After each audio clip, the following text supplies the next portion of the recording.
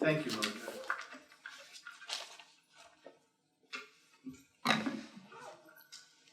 I'd like to share a few thoughts on humanities and digital technology, but to help you understand my perspective, you should know that, as Willika said, at my core, I'm a humanities guy who, having received my undergraduate degree here in Chinese. Oh, I'm leaning. Oh, see, technology. It is magic. Okay, it is magic. There we go. Thank you. Having received my undergraduate degree in Chinese and my graduate degree in finance, I had to veer to the dark side for a career in finance technology and business strategy. But despite this foray, I haven't forgotten my roots. For those of you in the audience who may be wondering about whether you can study humanities discipline and still end up with a paying job, I want to reassure you that it's possible. However, you need to maintain your sense of humor, keep an open mind, and have a thick skin. I spent my career using emerging digital technologies to build companies that solve a wide range of problems. While both my undergraduate and graduate school experiences here at UCLA helped develop both my empirical and critical skills, I observe after 30 years of practice that neither empirical method nor critical theory alone allow us to solve certain important and vexing problems. We need better solutions, and this is why I have chosen to support the Center for Digital Humanities. As one simple example, in my day job, we advise our clients on how to make sound decisions involving their financial lives. These are decisions that our clients view as critical since they have long-lasting, sometimes permanent effects on their quality of life. It is a source of endless fascination to me that even when the math is clear that certain choices are better than others, many people still make choices based on their hunches and intuition and not on what the mathematics are so clearly telling them. What's even more fascinating to me is that our clients are intelligent and educated. If we were somehow able to allow them to visualize outcomes in a way that better corresponds to their intuition, we would help them make more informed decisions and affect the outcomes.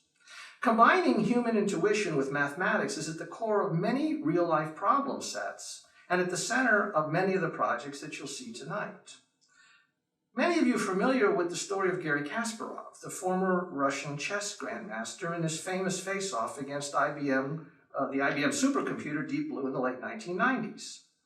What you may not know is that following his retirement from traditional competitive chess, Kasparov founded a new form of competition called advanced or freestyle chess.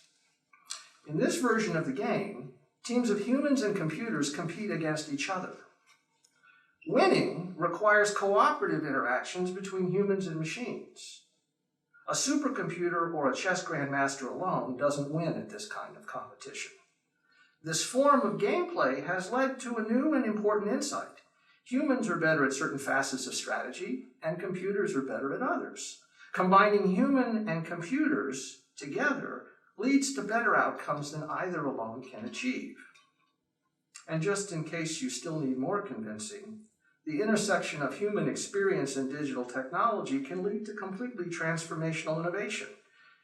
Anyone with a smartphone has experienced firsthand the completely changing nature of social interaction. According to the Census Bureau, I looked this up before I came, the worldwide population of people between the ages of 5 and 35 is almost 3.7 billion people. Throw in a smartphone with access to Wi-Fi. Then mix in large collections of digital data on pretty much every topic you can imagine. When you take almost 4 billion humans and combine real-time access to all of this material with the ability to generate new multimedia content and share it instantaneously, how likely is it that something new and innovative is likely to emerge? The first graphical web browser was introduced in 1992. Some of you in this room may find it hard to believe that there once was a day when you couldn't download inline images from the internet.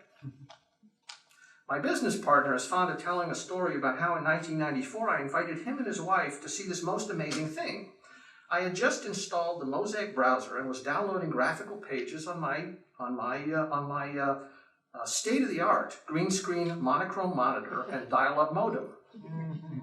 It took about 40 seconds to load each page. The screen resolution was barely readable, and they thought it was completely ridiculous.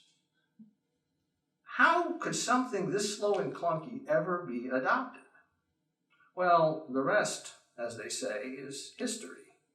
Although it took about 25 years. I mention this story because it appears to me that we have seen this movie before. In some ways, we are just at the beginning of a very important period of change and innovation that will lead to completely new insights about our world. We study humanities in order to understand human culture. Combining human intellect with digital technologies unleashes a powerful ability to illuminate concepts and ideas in ways we can only begin to imagine. With support from people like you and me, progress will happen much faster than you think. Thank you, and enjoy the rest of the evening.